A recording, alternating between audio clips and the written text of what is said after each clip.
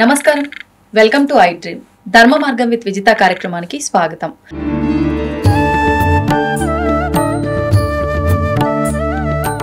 ప్రస్తుతం మనతో పాటు ఉన్నారు గీతా విజన్ ఫౌండర్ స్వామి స్థిత ప్రజ్ఞానంద సరస్వతి గారు. ఇప్పుడు వారితో మాట్లాడి ముఖ్యంగా కార్తీక మాసం యొక్క విశిష్టత, కార్తీక మాసం ఎంతో పవిత్రమైనది అంటూ ఉంటారు, శివకేశవుల ఇద్దరి ఆరాధనకు ఎంతో ప్రీతికరం అంటూ ఉంటారు. మరి ఈ విషయాలన్నీ కూడా వారితో మాట్లాడి క్లుప్తంగా తెలుసుకునే ప్రయత్నం చేద్దాం. నమస్కారం అండి. నమస్తే. మనకు ముఖ్యంగా కార్తీక మాసము అనేసరికి ఆధ్యాత్మికంగా ఎంతో దగ్గరగా ఉండే మాసం అని చెప్పి అంటూ ఉంటారు. అంటే 12 మాసాలు ఉన్నప్పటికీ కూడా అందులోంచి ఒక 4 మాసాలు చాలా విశేషమని, వాటిల్లో ముఖ్యంగా కార్తీక మాసం ఇంకా ప్రాధాన్యమని అంటూ ఉంటారు. దాంతోపాటు చాలా పవిత్రమైన మాసంగా కూడా భావిస్తూ ఉంటారు. ఒకసారి దాని విశిష్టత గురించి, కార్తీక మాసం విశిష్టత గురించి.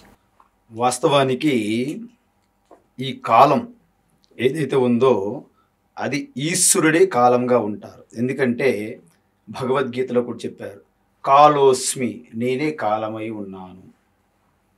అందువలన ఈ 365 రోజులు ఆ పరమేశ్వరుని యొక్క మహిమ విభూతిగా ఉన్నప్పటికీ ఈ 365 రోజుల్లో మనలో ఉన్న ప్రకృతి, ఈ సమష్టి ప్రకృతికి ఏదైతే అనుసంధానమై ఉన్నదో, అంటే వ్యష్టి సమష్టి, మైక్రోకాస్ మ్యాక్రోకాస్మ్ అంటారు. అంటే ఒకటి మరిన్ని అనా?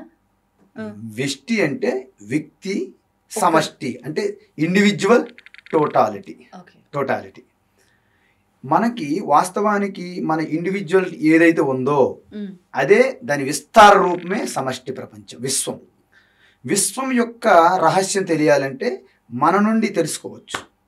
మన లోపల ఏదుందో అదే బయట ఉంది, బయట ఏదుందో అదే లోపల ఉంది నిజానికి. అందువలన ఈ కాలం, దేశకాలం రెండు కూడా ఈశ్వరుని యొక్క విభూతులు. అంటే శుద్ధ చైతన్య పరమాత్మ నుండి ఈ సృష్టి రావాలంటే దేశము, కాలము, వాటి మధ్య సంబంధము అంటారు. మాయా కల్పిత దేశ కాల కలనాం వైచిత్ర్య చిత్రీకృతం మాయావీవ విజృంభయత్యపి మహా యోగీవ యస్వేచ్ఛయా తస్మై శ్రీ గురుమూర్తయే నమయిదం శ్రీ దక్షిణామూర్తయే. శంకరాచార్య రాశారు దక్షిణామూర్తి స్తోత్రంలో. అంటే శుద్ధ చైతన్య పరమాత్మలో ఈ సృష్టి ఉండదు, స్థితి ఉండదు, లయము ఉండదు. అయితే శుద్ధ చైతన్య పరమాత్మను ఆధారంగా చేసుకొని ఒక త్రిగుణాత్మకమైనటువంటి మాయ, అంటే దేశము, కాలము, ఈ రెండు విడదీనివి. అంటే ఐన్స్టీన్ సిద్ధాంతం చెప్పినట్టుగా ఈజ్వల్ MC² ఏదైతే చెప్పారో, time and space inseparable, you cannot separate. So ఆ విధంగా కాలం వచ్చినప్పుడు ఏంటంటే మనకి వాస్తవానికి ఏమవుతుంది, ఈ సమ్మర్ స్టార్ట్ అవుతుంది మార్చి నుండి. సో మార్చి నుండి ఈ జూలై అంటే జూన్ వరకు అనుకోండి, మే జూన్ వరకు చాలా హాట్గా ఉంటుంది. హాట్లో చాలా ఇబ్బంది పడతారు. తర్వాత వర్షం స్టార్ట్ అవుతుంది, వర్ష ఋతువు స్టార్ట్ అవుతుంది. అప్పుడేటి పాడి పంటలతో అలాగా చాలా బిజీగా అవుతారు. అప్పుడు ఎప్పుడైతే వినాయక చతుర్థి స్టార్ట్ అవుతుందో అప్పటి నుండి మన ఆధ్యాత్మిక తపస్సు స్టార్ట్ అవుతుంది సాధనకి. ఎందుకంటే మనం ఇంకా పంట పొలాలకు వెళ్ళడానికి అవకాశం లేదు, ఆల్రెడీ నాట్లు అన్నీ వేసేసారు కాబట్టి ఇక అక్కడ నుండి వరుసగా మనకి మహాశివరాత్రి వరకు అన్ని పర్వదినాలే, అన్ని సాధన కోసం, ఆధ్యాత్మిక చింతన కోసమే. అందుకే ఈ ఆధ్యాత్మిక చింతన ప్రతిరోజు బ్రహ్మ ముహూర్తం అని ఎందుకు అన్నారంటే ఆ సమయంలో ముందు రోజు బాగా అలసటి చెంది మనం విశ్రాంతి తీసుకునే సమయంలో మనం మళ్ళా రిఫ్రెష్ అవుతాం, రికవరీ అవుతాం, మన ఎనర్జీ లెవెల్స్. అంటే మళ్ళీ మనము ఈ సమష్టి వ్యష్టి అనుసంధానం అయ్యి మొత్తం బ్యాలెన్స్ అయిపోద్ది అనమాట సిస్టమ్ అంతా. మనం లేచిన వెంటనే వాస్తవానికి ఈ తమో గుణం నుండి సత్వగుణంలోకి వస్తామన్నమాట. ఎర్లీ మార్నింగ్ 3:30 నుండి 6 వరకు ఆ టైమింగ్లో. ఆ సమయంలో ఆధ్యాత్మిక తపస్సు, సాధన, చింతనకి అనుకూలమైనది. ఎందుకంటే ఒక్క సత్వగుణంలో ఉన్నప్పుడు మాత్రమే మీరు ఆధ్యాత్మిక చింతన చేయగలరు. ఒక్కసారి రజోగుణంలో, తమో గుణంలో పడ్డారా ఇక విచ్చలవిడిగా ఈ మనస్సు అనేది చంచలంగానే వెళ్తుంది, లేకపోతే డల్లగా పడిపోతారు. అంటే తమస్సు అధికమైతే పడుగుడిపోవడం, రజోగుణం అధికమైతే చంచలంగా మనశ్శాంత లేకుండా అయిపోతుంది. ఆ రెండూ పనికిరావు. అందువలనే బ్రహ్మముహూర్తం అంటే ప్రతి రోజులో బ్రహ్మముహూర్తం అనే 3:30 నుండి 6 వరకు ఎలాగుంటుందో సంవత్సరంలో కార్తీక మాసం అలా ఉంటుంది అన్నమాట. సంవత్సరం మొత్తం 12 నెలల్లో కార్తీక మాసం అంటే వాస్తవానికి చెప్పాను 365 రోజులు పరమాత్మ యొక్క విభూతియే. పరమాత్మ మించినటువంటి యాక్చువల్లీ చెప్పాలంటే ఇక్కడ 2 రకాలుగా మీరు తీసుకోవాలి. మనం కాలము నిజమనుకోని మనం ఎప్పుడైతే జీవిస్తూ ఉంటామో అప్పుడే పలాయన రోజు మంచిది, పలాయన గడియ మంచిది, దుర్ముహూర్తం ఉందా, మంచు కాలం ఉందా, ఇవన్నీ అమృత గడియలు, ఇవన్నీ కూడా మనం కాలం నిజమనుకోని మనం జీవిస్తున్నప్పుడే వర్తిస్తాయి. ఒకవేళ ఈ దేశకాల సంబంధం కూడా మాయా కల్పితం కాబట్టి దానికి ఆధారంగా ఉన్న పరమాత్మయే నా స్వరూపమని పరమాత్మను మీరు ఆశ్రయించినట్లయితే మీకు ప్రతి నిమిషం కూడా అమృత గడియలు అవుతుంది. రోజులో 24 గంటలు అమృత గడియలు అవుతున్నాయి. సంవత్సరంలో 365 రోజులు కూడా అమృత గడియలు అయిపోతాయి. అందువలన ఇక్కడ మనం ఏ లెవెల్లో ఉన్నామని చూసుకోవాలి. చాలా మంది ఇలా చెప్పేటప్పుడు కన్ఫ్యూజ్ అవుతుంటారు. ఈ స్వాములు చెప్తున్నారు ప్రతి అసలు ముహూర్తం అక్కర్లేదు, తీర్థం అక్కర్లేదు అంటున్నారు. అది కాదు, మనం ఎక్కడ ఉన్నామని చూసుకోవాలి. మనము వ్యావహారికమైనటువంటి దేశకాలం ఇవన్నీ వస్తువులు, వ్యవహారం, అనుభూతులు, ఎక్స్పీరియన్స్ ఇవన్నీ సత్యం అనుకునేటప్పుడు అహం బ్రహ్మాస్మి అనేది వర్కౌట్ అవ్వదు. Not correct. అహం బ్రహ్మాస్మి అనేది ఇక్కడ అహంకారం తీసుకొని అహంకారంగా ఉన్న వ్యక్తి బ్రహ్మానేస్తున్నాడు. అది చాలా తప్పు. కాబట్టి మనం కాలము దాటి వెళ్తే తప్ప మీరు బ్రహ్మాస్మి అనడానికి వీలు లేదు. అంటే వెళ్ళడం ఎలా స్వామీజీ ఏమైనా నేను ఇంకా I have to give up my body అనుకోను. Just in your thinking, your feeling, you are not identified with body and you are not the body. You are not the body and you are not identified with body. Okay. And you are not the mind. You are not identified with mind. And you are not the intellect and buddhi. And don't identify with buddhi. అప్పుడు ఏమవుతుంది, నేను శరీరాన్ని కాదు కాబట్టి, శరీరంతో నేను తాదాత్మ్యం చెందడం లేదు కాబట్టి, శరీరంలో జరుగుతున్న ప్రతి చేష్టకి నేను సాక్షిగా నిలబడగలుగుతాను. అప్పుడు ఒక స్టెప్. అంటే ఎప్పుడైతే కారు నేను కాదు, కారుతో నేను ఐడెంటిఫై కూడా చేసుకోవట్లేదు. అందువల్ల కారులో జరిగినటువంటి ఏవైనా ప్రాబ్లమ్స్ వచ్చాయనుకోండి, నాకే జరిగిందని మీరు ఫీల్ అవ్వరు. కొంత టైం అయినా వెయిట్ చేయగలుగుతారు. సరే రేపు మనం తీసుకెళ్దాం గ్యారేజ్కి, సర్వీసింగ్ చేద్దాం అలాగే. సో శరీరం కూడా జరిగినప్పుడు మీరు కూడా దానికి సర్వీసింగ్ చేస్తారు, రిపేర్ చేయించుకుంటారు. బట్ భయపడేది ఉండదన్నమాట. కానీ నేనే శరీరము అనే ఒక భావన కానీ, శరీరంతో కలిసే ఉన్నాను అని రెండో భావన కానీ ఉన్నప్పుడు, శరీరంకి ఏమి జరిగినా నాకే జరిగిపోయింది అనే ఒక భ్రమలో పడినప్పుడు చాలా యాంగ్జైటీకి గురవుతాం అనమాట. అదే స్ట్రెస్గా మారుతుంది.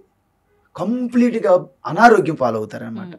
ఈ బీపీ, షుగర్లు ఇవన్నీ రావడానికి ఇలాంటి కారణాలే. కానీ మీరు ఎంత చెప్పినా, స్వామీజీలు ఎన్ని చెప్పినా కూడా ఆ ఒక ఆలోచన నుంచి అయితే బయటికి రాలేము. ఆ స్ట్రెస్ ఖచ్చితంగా తీసుకుంటాము, నేను అనే భావనలోనే ఖచ్చితంగా ఉంటాము. అసలు నిజంగా దాని నుంచి బయటకు రావాలి అని అంటే భౌతికంగా, అంటే శరీరం మనది కాని శరీరంతోటే మనం ఈ పూజలు, ఆరాధనలు అన్నీ చేస్తూ ఉంటాం. శరీరం అనేది ఇన్స్ట్రుమెంట్, టూల్, వాడుకోవాలి. అంటే ఏదైతే నిజానికి నేను కానప్పటికీ నేను అనుకుంటున్నానో దానికి జరిగినవన్నిటికీ మీరే బాధ్యత వహిస్తున్నారు. ఇప్పుడు నిజానికి వాస్తవం సత్యం ఏంటంటే శరీరం నేను కాదు, శరీరం నేను అనుకుంటున్నాను. సో శరీరం జరిగిన వల్ల నాకే జరుగుతుందని బాధ వస్తుంది. దాన్నే సంసారం అంటారు. సో మెల్లగా మనం ఎక్కడి నుంచి వచ్చాము, కార్తీక మాసం నుంచి ఇక్కడికి వచ్చాము. అందువలన కార్తీక మాసం అనేది చాలా గొప్ప సాధనకి అనుకూలము.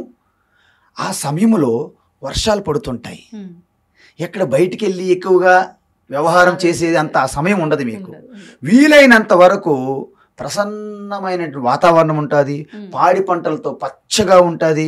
మన చుట్టూ ఉన్నటువంటి వాతావరణం అందరూ కూడా ఆ వాతావరణానికి, ఆధ్యాత్మిక సాధనకి అనుకూలంగా అనుసంధానం అవ్వగలం.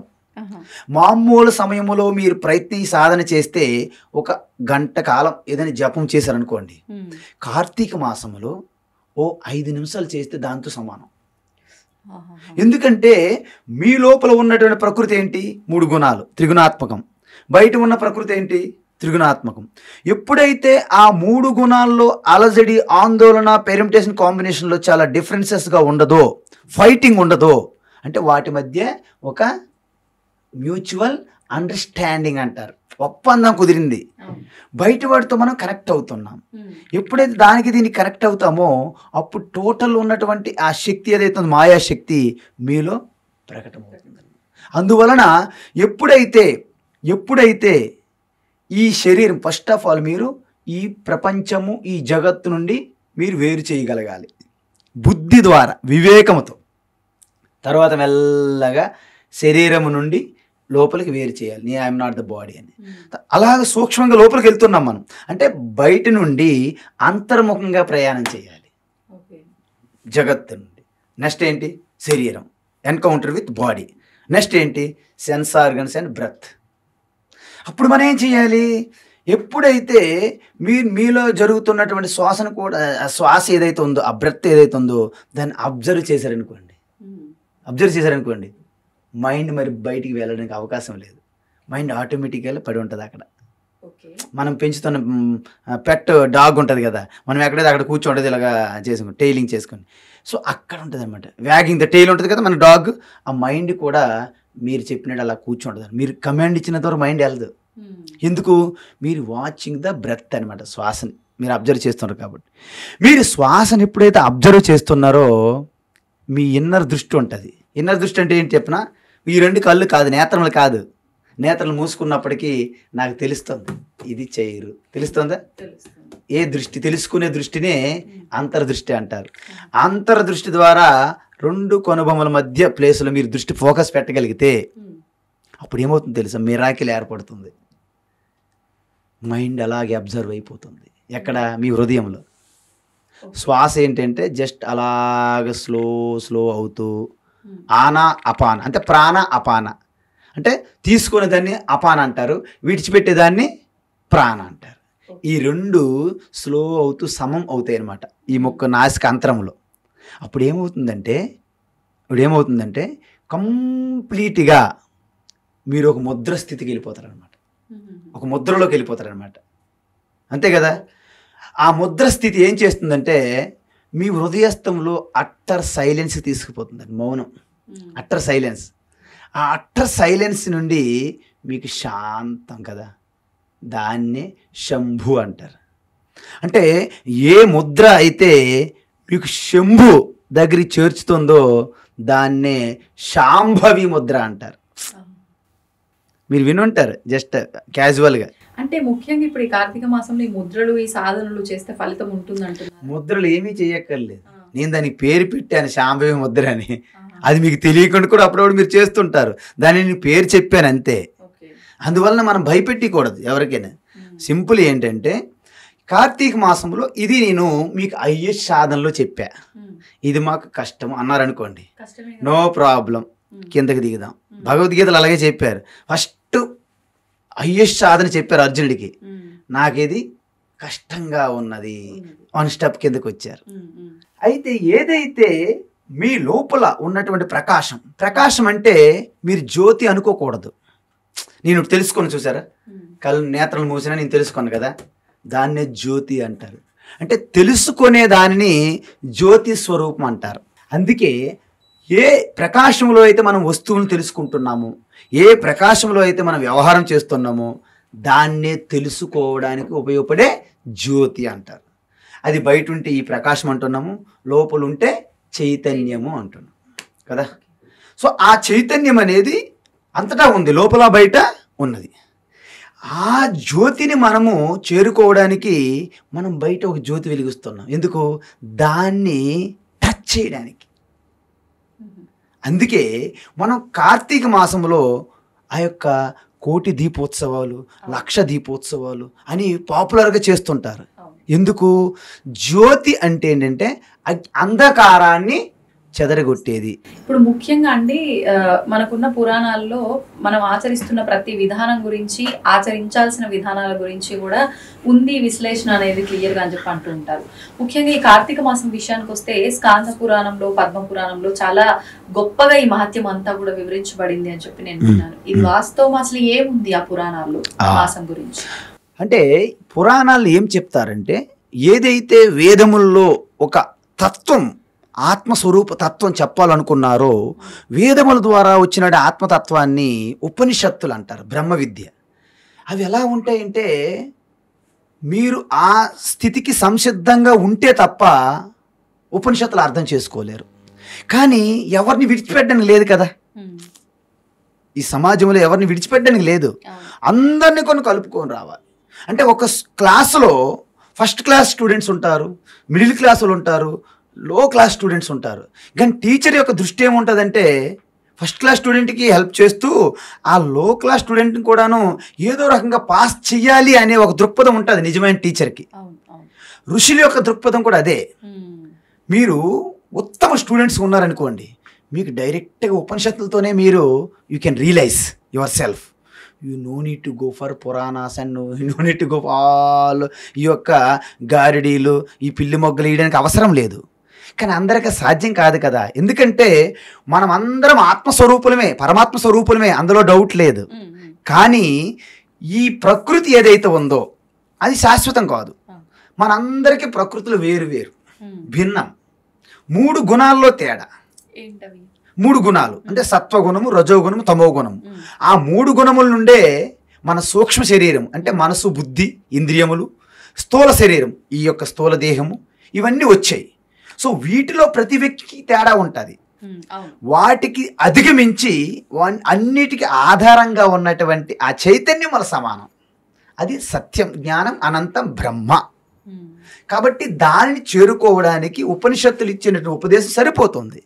కానీ అందరికీ అది అందుకునే స్థితిలో లేరు. కాబట్టి ఆ ఉపనిషత్తుల యొక్క బ్రహ్మ విద్యనే, ఆత్మజ్ఞానాన్ని ప్రతి ఒక్కరికి అందాలి. కాబట్టి ఒక కథల రూపంలో ఇమాజినేషన్ చేయడం అన్నమాట. ఉపనిషత్తుల్లో ఏ శివ చెప్పారో ఆ శివ యొక్క తత్వాన్ని అలాగ పిక్చరైజేషన్ చేశారనమాట, ఇమాజిన్ చేశారు. ఎవరు? ఋషులు. మీరు నేను కాదు ఇమాజినేషన్ చేసింది. అంటే ఒక శివ తీసుకునేటప్పుడు, ఒక గణపతి తీసుకునేటప్పుడు, ఒక విష్ణు తీసుకునేటప్పుడు వారి యొక్క ఆ పిక్చర్లో ప్రతి అణువు కూడా తత్వానికి ఇండికేట్ చేసి ఉంటుంది అనమాట. కానీ ఆరంభంలో తత్వం తీసుకొస్తే అర్థం చేసుకోలేము. మీ ఇంతకుముందు చాలాసార్లు చెప్పుంటాను నా యొక్క ప్రవచనాల్లో. వర్షం పడుతుంది అని చిన్న పిల్లడు 3 years 4 years పిల్లవాడు అడిగినప్పుడు మనం వర్షపాతం గురించి ఎక్స్ప్లెయిన్ చేయలేం. ఐరావతం మీద ఇంద్రుడు వస్తాడు, తర్వాత ఈ సముద్రం నీరంతా పీల్చుకుంటుంది తొండంతో, మన మీద ఇలా స్ప్రింకిల్ చేస్తుంది, కాబట్టి వర్షం పడుతుందంటే దిస్ ఈజ్ ఎ స్టోరీ. ఈ స్టోరీ ఆయన చాలా అర్థం చేసుకున్నా. ఓకే, వర్షం అంతా నాకు తెలిసిపోయింది అంటాడు. ఇక పెద్దవాళ్ళ దగ్గరికి వచ్చి వర్షం ఎలా వస్తుందో నాకు తెలుసు అంటాడు. చెప్పు బాబు అంటే ఇంద్రుడు ఐరావతం తెల్లనా అని మనం చదువుకున్నాం కదా, ఐరావతం మీద వస్తూ సముద్రం నీళ్ళు పీల్చుకుంటూ మన మీద స్ప్రింకిల్ చేస్తే మనకు వర్షం పడుతుంది. చాలా బాగుంది. ఎంతవరకు బాగుంది పిల్లవాడికంటే 6th class 7th class వెళ్ళినంత వరకు వాడికి కొంత జ్ఞానం. అప్పుడు జియోగ్రఫీ ఉంటుంది కదా, భూగోళ శాస్త్రంలో అప్పుడు చదువుకుంటాడు అనమాట వర్షపాతం ఎలా వస్తుందని. అప్పుడు ఇదంతా కూడా బ్లఫ్ అని తెలుసుకుంటాడనమాట. సో చిన్నప్పుడు ఏదైతే పెద్దవాళ్ళు నాయనమ్మ తాతలు చెప్తుంటారో వాళ్ళందరూ నాకేదో అప్పటికప్పుడు టైంపాస్ చెప్పారు తప్ప అది సత్యం కాదు అనిపిస్తుంది అనమాట. సో మనందరం కూడా గడ్డములు మీసములు వచ్చినటువంటి మీలాంటి వాళ్ళు ఆడపిల్లలు కూడా జుట్టు పండిపోయి మీరు పెద్దోళ్ళు అయిపోయినప్పటికీ, మీ నాయనములు అయిపోయినప్పటికీ ఆత్మతత్వం విషయంలో మీరు బేబీసే, చిన్నపిల్లలే. అర్థమవుతుంది కదా. కాబట్టి మీకు డైరెక్ట్గా సత్యం, జ్ఞానం, అనంతం, బ్రహ్మ అంటే నువ్వు శరీరం కాదు, నువ్వు ఇంద్రియాలు కాదు, నువ్వు మనసు కాదు, నువ్వు బుద్ధి కాదు, వీటన్నిటికీ వెలుగిస్తున్న ఆ చైతన్యం విషయం అనుకోండి, మన కింద మీద చూస్తే ఏం అర్థం కాదు. నేను ఇదేది కాకపోతే నేను ఎలా వింటున్నాను, మీరు ఎలా చెప్తున్నారు, మీరు ఎలా తింటున్నారు, ఇలాంటి క్వశ్చన్లు వేస్తారనమాట. సో ఇలాగ మీకు చెప్పడం కాదు. కాబట్టి అప్పుడు మనము ఒక స్టోరీ తీసుకొస్తాం అనమాట. స్టోరీ తీసుకొస్తాం. ఎలా తీసుకొస్తాం? సపోజ్ రాముడు అరణ్య వనవాసానికి బయలుదేరాడా? ఎవరెవరు బయలుదేరారు? రామ, లక్ష్మణ, సీతమ్మ ముగ్గురు వెళ్ళారు. ముగ్గురు వెళ్తే అక్కడ నది దాటాలి కదా, గంగా నది. అక్కడ గుహుడు ఉన్నాడు, చూశాడు. శ్రీరామచంద్రుడిని గుర్తించాడు. అందువల్ల ఏమీ తెలియనట్టు యాక్టింగ్ చేస్తున్నాడు అనమాట, ఆ చుట్ట కాల్చుకుంటూ. రాముడు పిలుస్తున్నా రావట్లేదు, అక్కడ ఎవరు పడవలు లేరు. చివరికి వచ్చాడు. వచ్చి ఏమంటాడంటే నా మమ్మల్ని దాటించండి అంటాడు. ఆయన ఏమంటాడు? కుదరదు, నేను దాటించను అంటాడు. ఏమయ్యా దాటించబోయా అంటే, వద్దండి నీ పాదం నాకు తెలుసు, నీది ఐరన్ లెగ్, మామూలు లెగ్ కాదు. నీ పాద ధూళి ఒక రాయి మీద పడితేనే ఒక స్త్రీగా మారిపోయింది. ఒకవేళ అదే పాద ధూళి నా బోటు మీద పడితే స్త్రీగా మారిపోతే నేనెక్కడ బ్రతకాలి? ఇంట్లో ఆల్రెడీ ఒకరు ఉన్నారు, ఇప్పుడు ఇది కూడా స్త్రీగా మారిపోతే ఇంకా నా జీవితం అవుట్ అయిపోద్ది. వద్దు బాబు, నీకు ఒక నమస్కారం, నేను దాటించిన అంటాడు.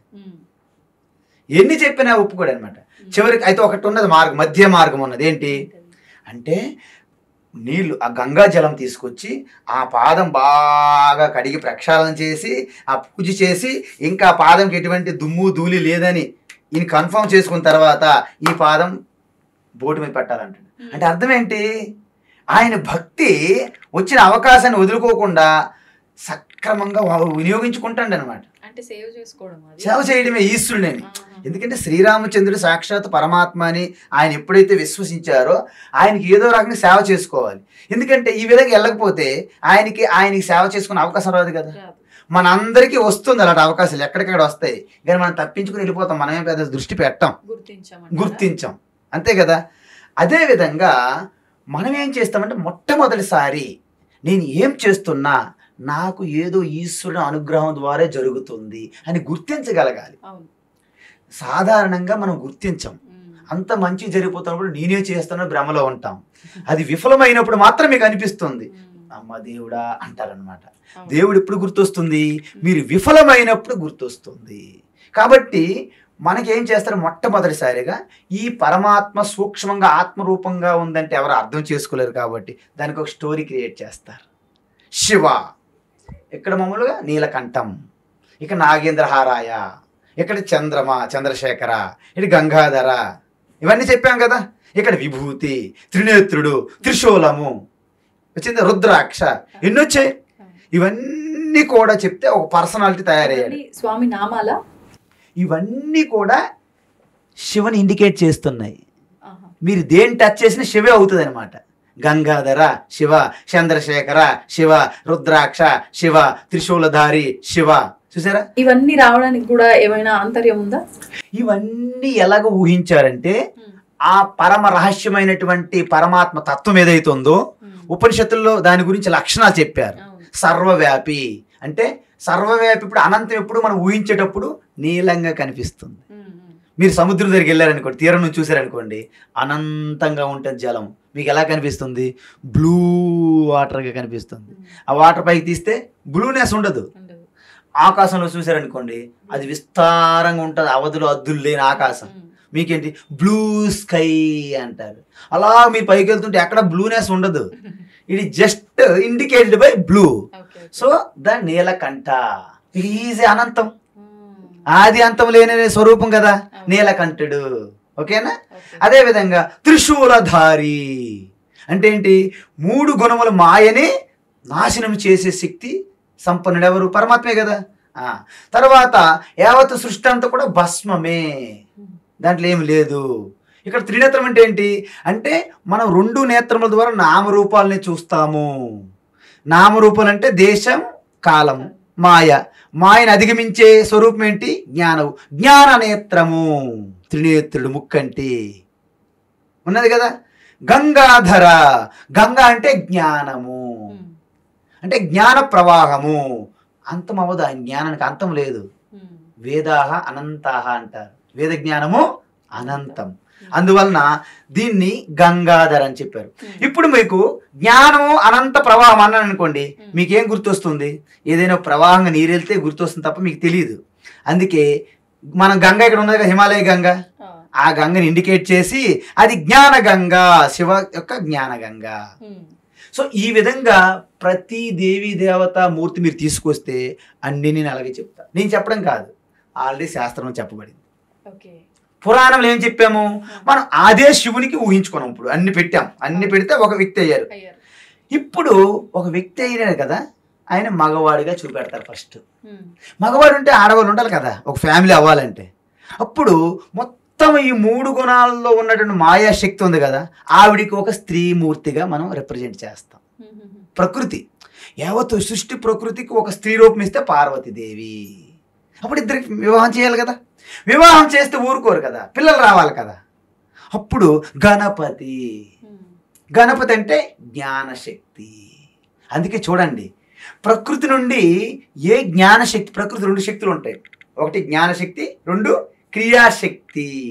క్రియాశక్తి ఎనర్జీ, జ్ఞానశక్తి విజ్డమ్. సో జ్ఞానశక్తి ఇండికేటెడ్ బై గణపతి, క్రియాశక్తి ఎనర్జీ ఇండికేటెడ్ బై సుబ్రహ్మణ్య స్వామి. ఎక్కడి నుంచి వచ్చాయి? మాయాశక్తి. మాయాశక్తి ఎవరికి అధిష్టానము? శివ. ఇదంతా ఫ్యామిలీ అయిపోయింది చూసారా? అంటే ఈ తత్వము ఒక కథగా, ఒక స్టోరీగా రిప్రజెంట్ చేస్తారన్నమాట. ఇప్పుడు మనం ఏం చెయ్యాలి? అందులో కూడా ఇంకొక స్టోరీ ఉంటుంది. ఈ యొక్క క్రియాశక్తి జ్ఞానశక్తి మధ్య పోటీ వస్తుంది అనమాట, కాంపిటీషన్. అప్పుడు ఏం చేస్తారు? క్రియాశక్తికి నాలెడ్జ్ లేదు కదా, సో మొత్తం బ్రహ్మాండం తిరగాలనుకుంటారు. జ్ఞానశక్తి ఏంటి? మీరు అనుకుంటున్నటువంటి ఈ సృష్టికి చైతన్యము, పురుష, ప్రకృతి, మాత. సో వారే కదా మెయిన్, వారు లేకుండా సృష్టి లేదు కదా. ఆ ఇద్దరు తల్లిదండ్రుల చుట్టూ తిరిగేస్తారు గణపతి. అందుకే ప్రతి సృష్టిలో తల్లి తండ్రి ఎవరైతే ఇండికేటెడ్ బై శివ పార్వతులే. అయితే నేను ఎప్పుడు శివ పార్వతి అంటాను, వాట్ ఎవర్ లక్ష్మీనారాయణ. శివ ప్లేస్లో నారాయణ, పార్వతి స్థానంలో లక్ష్మి. ఎందుకంటే ఒక్కటే. కానీ మాట్లాడుకోవడానికి మాత్రం స్వామి శివుడు లక్ష్మీదేవి సోదర సోదరులు అన్నట్లుగా చెప్తారు. అండ్ గణపతికి విష్ణుమూర్తి మేనమామ అవుతాడు అన్నట్లుగా చెప్తారు. మరి ఇవన్నీ వీళ్ళిద్దరూ ఒక్కటే అయినప్పుడు వరుస లెక్క నుంచి ఇప్పుడు ఏంటంటే, వాస్తవానికి మనం మనుష్య బుద్ధి ఎలాంటిదని, మానవ బుద్ధి ఎలాంటిది, పురుష బుద్ధి ఎలాంటిదంటే, మనం ఏం చేస్తున్నామో ఆ దృష్టికోణంలోనే, ఆస్పెక్ట్స్లోనే చూస్తాం మనం. వాస్తవానికి ఒక చిన్న ఉదాహరణ మీకు ఇస్తా. నారాయణ అంటే పార్వతి కదా, నారాయణ చెల్లెలు కదా.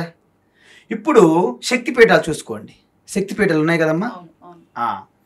ఇక్కడ మనకి షోలాపూర్ దగ్గర శక్తిపీఠం మీద ఉంది, మహాలక్ష్మి శక్తిపీఠం. శక్తిపీఠం ఒకటి ఉంది మహారాష్ట్రలో, అక్కడ లక్ష్మి మహాలక్ష్మి శక్తిపీఠం. శక్తిపీఠం ఎలా వచ్చాయి? సతీదేవి నుండి 18 శక్తిపీఠాలు వచ్చాయి కదా. సతీదేవి అంటే శివుని యొక్క పత్నిగా చెప్తాం కదా. మరి శివుని పత్ని నుండి శక్తిపీఠాలు వచ్చినప్పుడు ఒక శక్తిపీఠంగా మహాలక్ష్మి ఎలా వచ్చింది? ఎందుకు వచ్చింది? నేనేమంటానంటే, ఇదన్నీ తప్పిదాలు, స్టోరీలు ఒకరు చెప్పడంలో కన్ఫ్యూజన్ తప్ప, వాస్తవాన్ని మీరు అనుకున్నట్టు నారాయణ చెల్లెలు పార్వతి అని కానీ, లక్ష్మీదేవి శివుని చెల్లులని, గణపతి కుమారస్వామి మేనలులని, నారాయణ అలా కాదు. మనం పెళ్ళిళ్ళు చేసుకొని మన సంబంధాలుగా వాళ్ళు ఉండరు. ఒక గణపతి అంటే సృష్టి స్థితి లయకర్త, ఒక శివ అంటే సృష్టి స్థితి లయకర్త, ఒక నారాయణ అంటే సృష్టి స్థితి లయకర్త. మీకు ఎలా తెలుస్తుంది? ఒక్కొక్క పురాణం చదవండి. శివ పురాణం మీరు చదివినప్పుడు శివ సృష్టి స్థితి లయకర్త సృష్టికి, విష్ణు పురాణం చదివినప్పుడు విష్ణు సృష్టి స్థితి లయకర్త, గణపతి పురాణం చదివినప్పుడు ఎగ్జాక్ట్లీ. నేనేమంటున్నంటే, ఒక గణపతి పురాణం చదివేటప్పుడు దేవి భాగవతం చదివారనుకోండి, దేవి అల్టిమేట్, విష్ణు శివ బ్రహ్మ ఆవిడికి అనుచరులుగా పనిచేయాల్సిందే. మీకు అర్థమవుతుంది కదా. దీన్ని బట్టి ఒకదాని మీద మీరు ఎప్పుడు అలా ఉండిపోకూడదు. పురాణాలను ఏం చెప్పాను? వేదతత్వాన్ని, బ్రహ్మ విద్యని మీకు అందించాలనే ఒక ఉద్దేశంతో, ఒక మంచి ఉద్దేశంతో పురాణ కల్పన స్టోరీలు క్రియేట్ చేయబడ్డాయి. కానీ మహాభారతము, రామాయణ పురాణాలు కావు. మళ్ళీ మనము చాలా జాగ్రత్తగా తెలుసుకోవాలి. జ్ఞానము, మహాభారతము, రామాయణము చరిత్ర, అవి జరిగినవి. కాబట్టి పురాణాలు అనేవి వేదతత్వాన్ని పామరులకు కూడా అందించాలనే ఉద్దేశంతో దాన్ని షుగర్ కోటింగ్ చేసి ఇచ్చినటువంటి వేదతత్వమే పురాణం అర్థం. క్రియేట్ చేయబడిందా? కల్పించారు, ఋషులు దర్శించారు. ఉపనిషత్తుల్లో ఆత్మతత్వం, శాంతం శివం, అద్వైతం, దాన్నే శివునిగా దర్శించారు. అంటే విష్ణు మనకి సూక్తం, నారాయణ సూక్తం మీరు చూసారంటే ఎప్పుడైనా? నారాయణ సూక్తం అంతః బహిః తత్సర్వం వ్యాప్య నారాయణ స్థిత. నారాయణ ఎలాగా? మొత్తం సృష్టి అంతా లోపల బయట, మన లోపల బయట వ్యాపించి, ఆకాశం వల్ల వ్యాపించి ఉన్న చైతన్యమే నారాయణ. దానికి ఏ రూపం పెట్టగలరు మీరు అంటే, ప్రాథమికంగా బిగినింగ్ స్టేజ్లో ఒక రూపం ఇస్తారనమాట. ఆ రూపాన్ని పూజించండి. దానికి కనెక్ట్ అయ్యేటట్టుగా ఒక మంత్రం ఇస్తారనమాట. నారాయణ నారాయణ అంటే ఓం నమ శివాయ, ఓం నమో నారాయణాయ, ఓం నమో భగవతే వాసుదేవాయ, ఓం శ్రీమాత్రే నమః. ఒక మంత్రం ఇచ్చి ఒక రూపం ఇస్తారనమాట. ఎందుకో నేను ముందే చెప్పాను, మీరు ఉపనిషత్తుల ద్వారా చెప్పబడిన బ్రహ్మ విద్యను మీరు అందుకునే స్థితిలో లేరు కాబట్టి మీకు ఒక కథ, ఒక రూపం, ఒక మంత్రం, ఒక స్తోత్రం ఇవ్వడం జరిగింది. సో దానికి అనుష్ఠాన పద్ధతులు, పూజా విధానము, ఎలాగైతే మనకు అక్షరాభ్యాసం వేసేటప్పుడు ఓంకారం రాసి చేస్తారు కదా బాసరలో అక్షరాభ్యాసం, ఆ విధంగా చేస్తూ ఈ కార్తీక మాసంలో చాతుర్మాస్యం అంటారు. అంటే యోగులు, సాధువులు, మహాత్ములు, సన్యాసులు 4 నెలల పాటు వర్షాకాలం కాబట్టి ఎక్కడా వెళ్ళకుండా ఒకే స్థానంలో ఉంటారనమాట. సో అక్కడ సత్సంగాలు, ఈ యొక్క అన్ని భజనలు, కీర్తనలు, మొత్తం సత్సంగం జరుగుతూ ఉంటుంది అనమాట. అందువలనే ఈ సమయం అనేది తపస్సుకి అత్యంత అనుకూలం. కానీ అది కార్తీక మాసం సగంలోనే అయిపోతుంది కదండి. కార్తీక మాసం కూడా అయిపోతుంది కదా, ఏకాదశి వరకే చాతుర్మాస దీక్షలు కంప్లీట్ అయిపోతాయి కదా. యాక్చువల్గా November 5 ఉంది కదా, అంటే కార్తీక పౌర్ణిమ రోజు, ఆ రోజుతో అయిపోతుంది. ఎందుకంటే ఈ టైం అయిపోయింది ఆల్రెడీ. ఇక వర్షాలు కూడా ఆగిపోతాయి.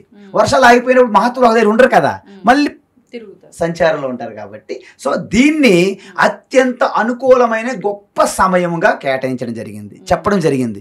అప్పుడు మనం ఏం చేస్తాము, ఏది చెప్పాలన్నా దానికి కొంత పబ్లిసిటీ అవసరం. నేను కార్తీక మాసం గురించి పెద్దగా పబ్లిసిటీ చేయకపోతే కార్తీక మాసం వ్రతం చెయ్యాలనే ఉత్సాహం మీలో కలగదు. అంతెందుకు, భగవద్గీత అర్జునుడు చెప్పినటువంటి కృష్ణ పరమాత్మ భగవద్గీత యొక్క ప్రమోషన్ కూడా చేశారు ఆయన. ఇది అందరికీ చెప్పకూడదు, ఎవరికైతే తీవ్రమైన తపస్సు చేసి శ్రద్ధాభక్తి కలిగి ఉంటారో, ఎవరైతే ఈ గీత పైన కానీ నాయందు కానీ అసూయ భావం ఉండదో అలాంటి వాళ్ళకి మాత్రమే గీత బోధించండి అని చెప్పారు. దీన్ని బట్టి మనకి ఏమర్థమైంది, మనం గీత తెలుసుకోవాలంటే మనం మంచిగా ఉండాలని అర్థమవుతుందా?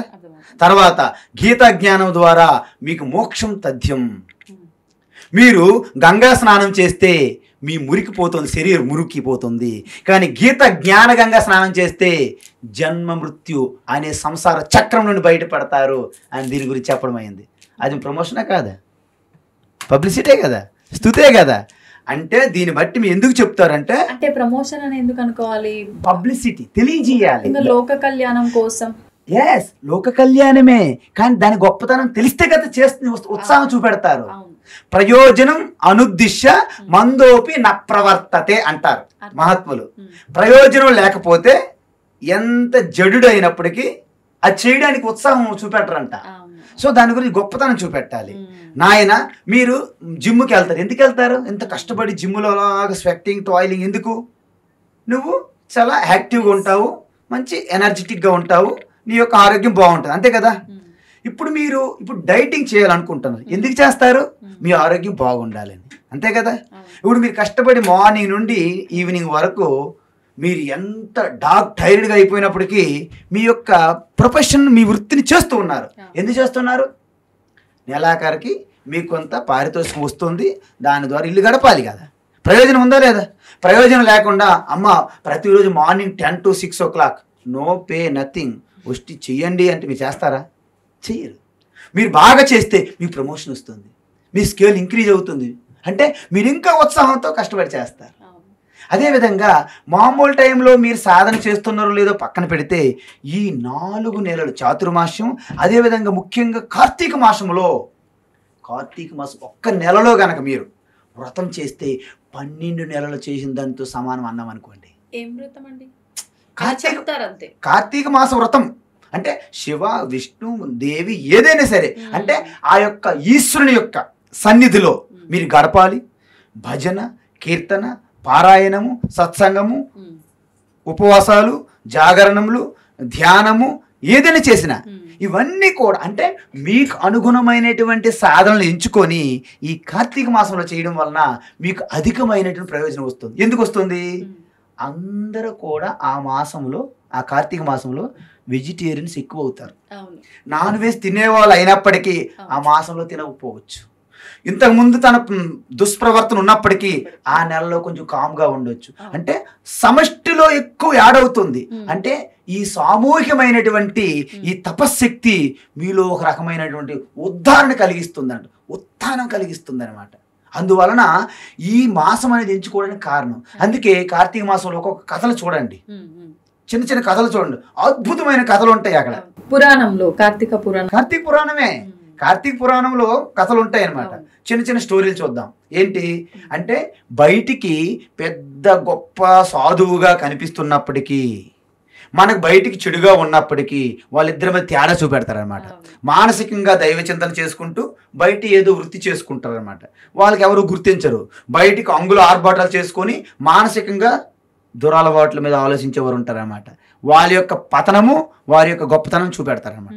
ఉదాహరణకి ఒక టెంపుల్ ఉంటుంది, అక్కడ ఒక పూజారి ఉంటాడు, ఆ పక్కనే ఒక చిన్న హౌస్లో ఒక స్త్రీ ఉంటుంది అనమాట. తన యొక్క పేదరికం స్థితి ఏదో కొన్ని పరిణామాలు, కొన్ని పరిస్థితులు ఆవిడికి ఒక చెడు వ్యవహారంలో పడేసింది అనుకోండి, ప్రారంధం.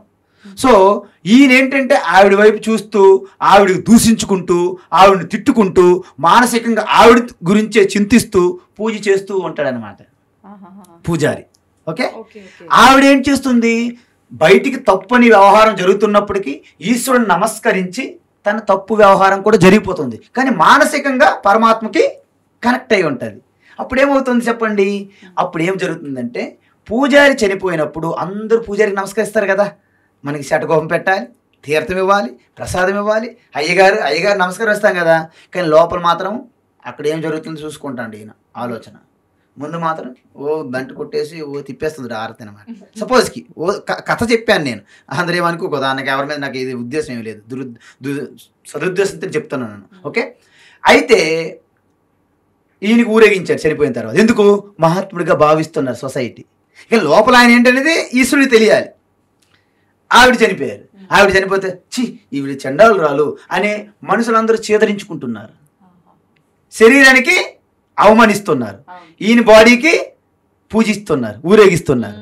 కానీ శరీరానికి అవమానం పడింది, కానీ తన వాస్తవానికి పుణ్యగతి పొందింది, పుణ్యలోకాలకి. ఈయన శరీరానికి ఊరేగించారు తప్ప ఈయన వాస్తవానికి నరకం లోకంకి వెళ్ళాడు. దీన్ని బట్టి మీకేమర్థమైంది? బయట ప్రగల్భాలు, బయట ఆర్భాట్లు, హంగులకి ఎటువంటి ప్రతిఫలం ఉండదు.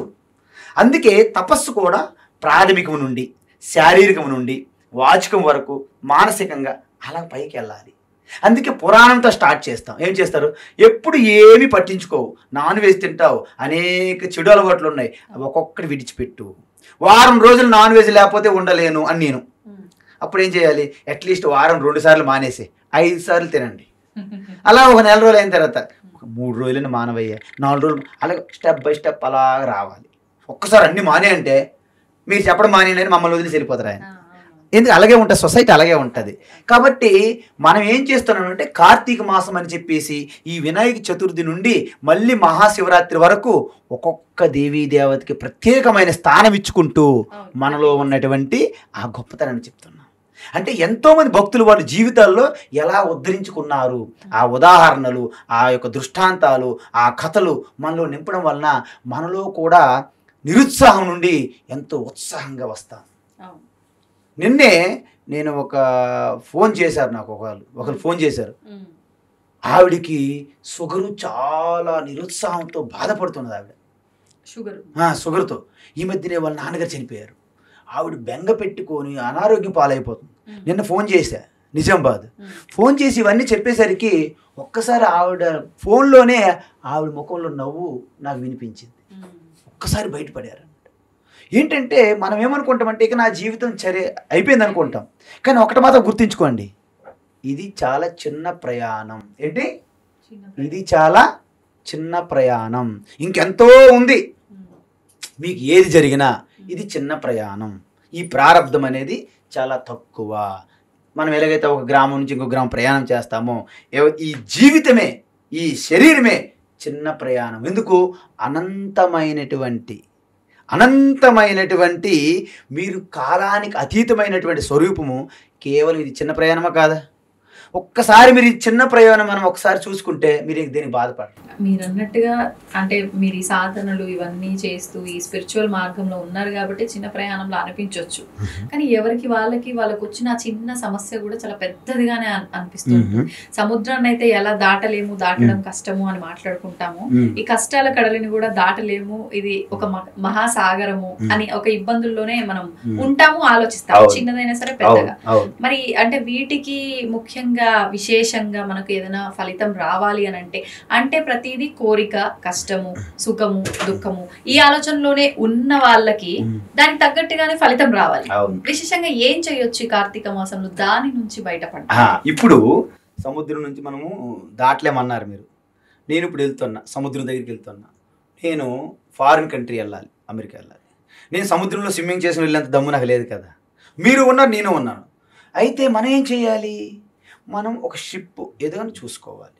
ఒక నది దాటాలంటే బోటు, షిప్ చూసుకో. అదేవిధంగా ఈశ్వర అనే ఒక బోటు అవైలబుల్గా ఉంది.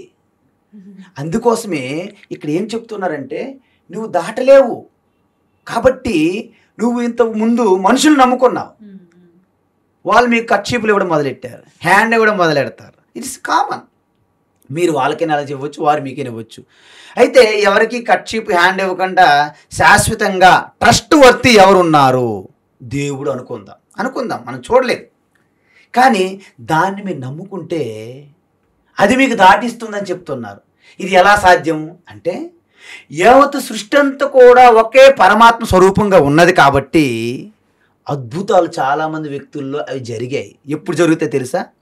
మీలో ఎప్పుడైతే ఎటువంటి సంకోచం లేకుండా, సంశయం లేకుండా పూర్తిగా ఈ వ్యక్తిగతం వెష్టి నుండి సమష్టి పరమాత్మతో మీరు ఇక అంత ఆయనకి భారం వదిలేస్తారో, యూ విల్ టేక్ కేర్. ఆయన రెడీగా ఉన్నారు తీసుకోవడానికి. కానీ మనం అంత వేగం వదలం. మనకు డౌటు.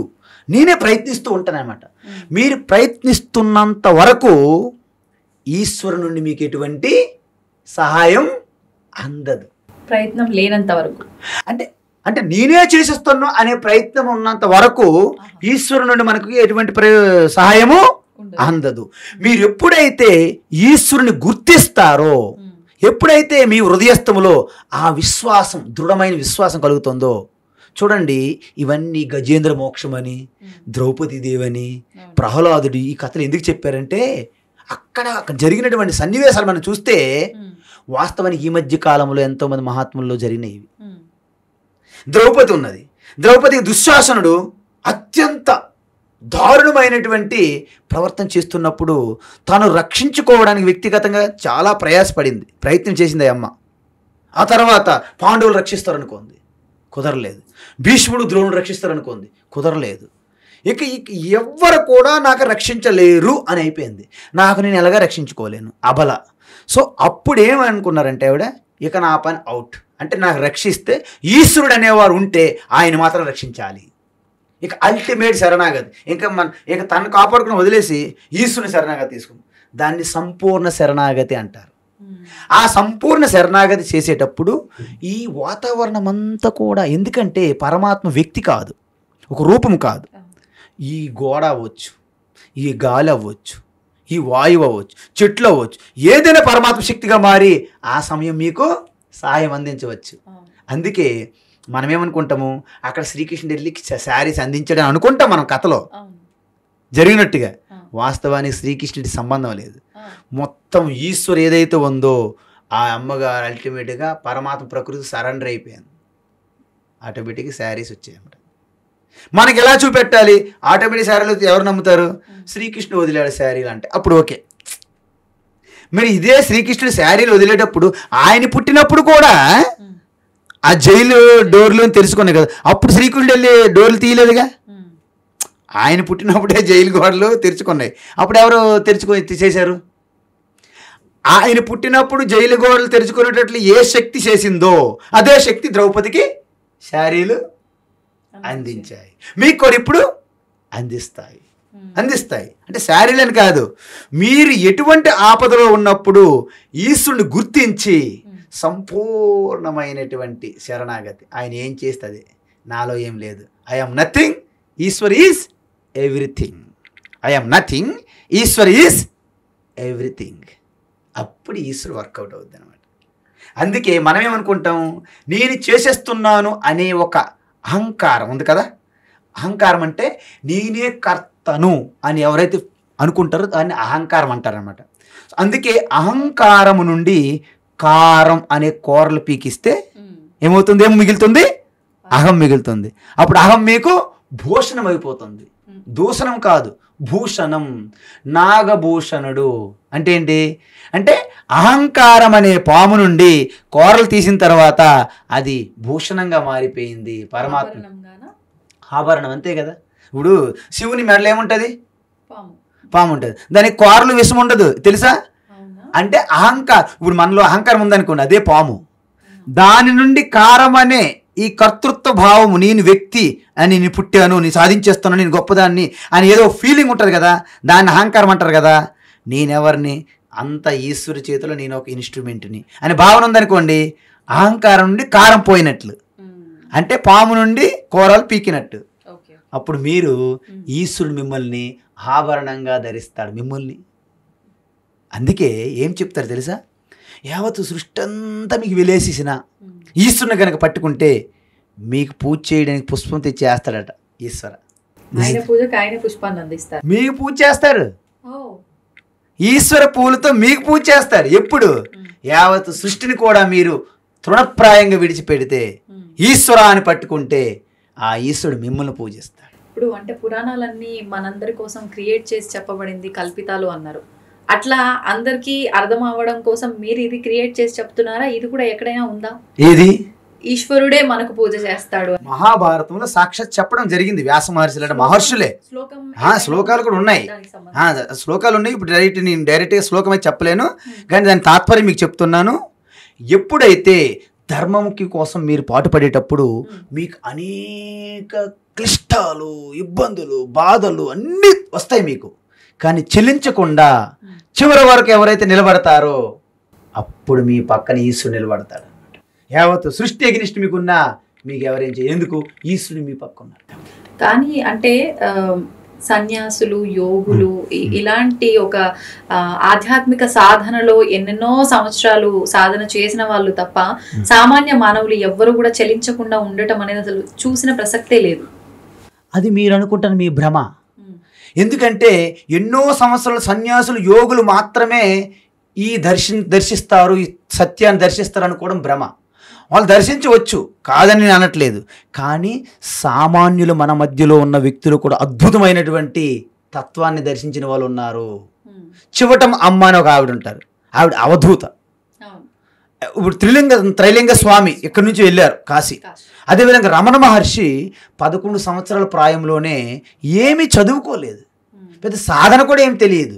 అరుణాచలం అనగానే వెంటనే పూర్వజన సుకృతం అంతా ఒక్కసారి ఆయనకి జ్ఞప్తికి వచ్చి వెళ్ళిపోయారు. ఆయన అక్కడ 11 సంవత్సరాల పాటు ఆ గుహల్లో ఆయన తపస్సు చేసుకున్నాడు.